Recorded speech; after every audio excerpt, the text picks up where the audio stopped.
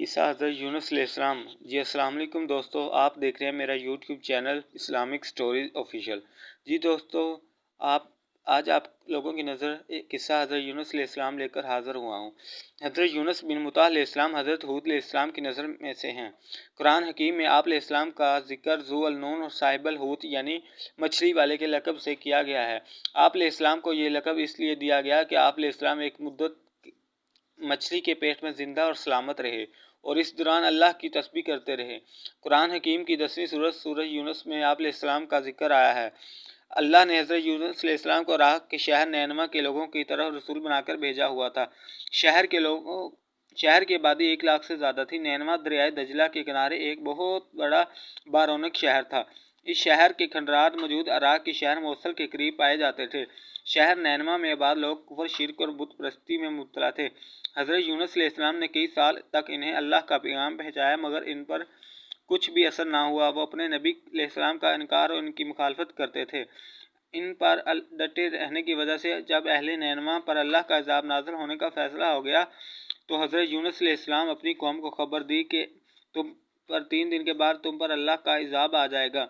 جب عذاب کا وعدہ پورا ہونے میں کچھ وقت رہ گیا تھا تو حضرت یونس علیہ السلام اپنی قوم کے کفر اور نافرمانی پر ان سے ناراض ہو کر نینوا شہر سے دور چلے گئے۔ جب اللہ کی طرف سے آپ علیہ السلام کو اپنی قوم کو چھوڑ جانے کی ابھی باقاعدہ اجازت نہیں دی گئی تھی تو ایسے موقع پر اللہ کی سنت یہی رہی کہ رسول اپنی مرضی سے اپنی بستی کو نہیں چھوڑ سکتے جب تک اللہ کی طرف سے باقاعدہ ہجرت کا حکم نہ آ جائے۔ حضرت یونس علیہ السلام کے چلے جانے کے بعد قوم پر عذاب کے آثار نظر آنے لگے۔ شہر نینوا پر سیاہ بادل چھا گئے اور تاریخی دھواں اس قوم کے گھروں کی طرف بڑھنے لگا۔ لوگ عذاب کے آثار دیکھ کر ڈر گئے۔ اس وقت انہوں نے حضرت یونس علیہ السلام کو تلاش کرنا شروع کیا اور جب وہ نہ ملے تو اہل نینوا شدید پریشان ہو گئے تو انہیں یقین ہو گیا کہ وہ لوگ اللہ کے عذاب میں گرفتار ہونے والے ہیں جس سے حضرت یونس علیہ السلام نے انہیں ڈرایا ہوا تھا۔ اللہ کے عذاب کے سائے دیکھ کر شہر کے تمام لوگ اپنے بچوں، عورتوں اور مویشیوں کو ساتھ لے کر باہر میدان میں نکل آئے۔ انہوں نے اللہ کے حضور اپنے گناہوں کا اعتراف کیا اور عذاب اللہ کی بے پناہ مانگنے لگے۔ پوری قوم اللہ پر ایمان لے آئی اور سب اللہ کے سامنے اتنا روئے کہ اللہ نے ان کی توبہ قبول فرمائی اور ان پر عذاب کو ٹال دیا۔ حضرت یونس علیہ السلام اپنی قوم کو اللہ کے عذاب سے خبردار کر کے اللہ کی طرف سے وعدہ اجازت ملنے سے پہلے ہی ہجرت فرما کے شہر نینوا سے باہر آ گئے تھے۔ انہیں خیال ہوا کہ اللہ ان کے اس اقدام پر ان پر تنگی نہیں فرمائے گا۔ نیز وہ یہ بھی چاہتے تھے کہ عذاب کے مقام سے دور رہیں۔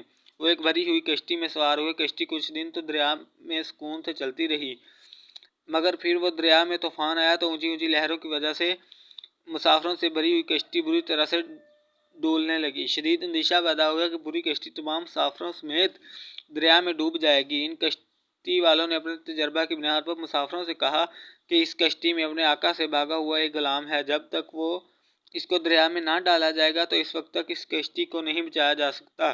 اس پر لوگوں کے مشورے سے 3 دفعہ قرعہ اندازی کی گئی اور تینوں دفعہ حضرت یونس علیہ السلام کے نام پر ہی نکلا۔ لوگوں نے نہ چاہنے کے باوجود بالآخر حضرت یونس علیہ السلام نے خود ہی اپنے آپ کو دریا میں ڈال دیا تاکہ باقی لوگوں کی بھی جان بچ سکے۔ اللہ تعالیٰ نے ایک بڑی مچھلی کو حکم دیا کہ وہ حضرت یونس علیہ السلام کو بغیر نقصان پہنچائے نگل لے۔ مچھلی نے حضرت یونس علیہ السلام کو حفاظت سے اپنے پیٹ میں رکھ لیا اور آپ علیہ السلام کو دریا کی تہہ میں لے گئی۔ مچھلی کے پیٹ میں آپ علیہ السلام کو کئی غموں کا سامنا تھا، مثلا قوم کے ایمان نہ لانے کا غم، اللہ کے وعدہ حکم کے بغیر قوم کو چھوڑ جانے کا غم، پھر مچھلی کے پیٹ میں چلے جانے کا غم۔ ان تمام پریشانیوں اور غموں سے نجات کی واحد صورت آپ علیہ السلام کو یہی نظر آئی کہ آپ علیہ السلام اللہ کی تسبیح کریں اور اللہ کے حضور استغفار کریں۔ چنانچہ مچھلی کے پیٹ اور دریا کی گہرائی تاریکیوں میں آپ علیہ السلام کو ان الفاظ میں پکارتے رہے: لا الہ انت سبحانک انی کنت من الظالمین۔ اے اللہ، آپ کے سوا کوئی معبود نہیں، آپ پاک ہیں، یقیناً میں ہی قصورواروں میں سے ہوں۔ حضرت یونس علیہ السلام مچھلی کے پیٹ میں چند دن رہے۔ اللہ نے آپ علیہ السلام کی دعا سن لی اور آپ علیہ السلام کو غم سے نجات عطا فرمائی۔ اگر آپ علیہ السلام اسی طرح اللہ کی تسبیح نہ کرتے تو قیامت تک مچھلی کے پیٹ میں ہی رہتے۔ اللہ کے حکم پر مچھلی نے حضرت یونس علیہ السلام کو ایک چٹیل میدان کے کنارے پر ڈال دیا۔ حضرت یونس علیہ السلام مچھلی کے پیٹ میں رہنے کی وجہ سے بے حد کمزور ہو گئے تھے، جس جگہ مچھلی نے انہیں ڈالا تھا وہ ایک چٹیل میدان تھا۔ اللہ نے موجزانہ طور پر وہاں ایک کدو کی بیل پیدا کر دی جو حضرت یونس علیہ السلام کے لیے غذا، شفا اور آرام کا ذریعہ بن گئی۔ اللہ کی رحمت اور اس کے فضل سے حضرت یونس علیہ السلام جلد ہی صحت مند ہو گئے۔ حضرت یونس علیہ السلام جب کچھ صحت مند ہو گئے تو اللہ نے آپ علیہ السلام کو دوبارہ اسی قوم یعنی اہل نینوا کی طرف جانے کا حکم دیا۔ اہل نینوا حضرت یونس علیہ السلام کے واپس آنے پر بہت خوش ہوئے۔ پوری قوم آپ علیہ السلام پر ایمان لے آئی اور پھر وہ لوگ آپ علیہ السلام کی ہدایت پر عمل کرتے ہوئے اللہ کی فرمانبرداری میں زندگی گزارنے لگے۔ اللہ نے ایک مقرر مدت تک انہیں زندگی کا ساز و سامان مہیا فرمایا۔ ہمیں ہمیشہ اللہ اور اس کے رسول کی اطاعت کرتے رہنا چاہیے۔ اللہ پر ایمان نہ لانے والے اور نافرمان لوگوں پر اللہ کا عذاب آ جاتا ہے۔ عذاب کے آنے سے پہلے نافرمان لوگ ایمان لے آئے اور سچی توبہ کر لیں تو اللہ کے بھیجے ہوئے عذاب سے بچنا ممکن ہو سکتا ہے۔ اجتماعی عذاب سے بچنے کے لیے اجتماعی توبہ ضروری ہے۔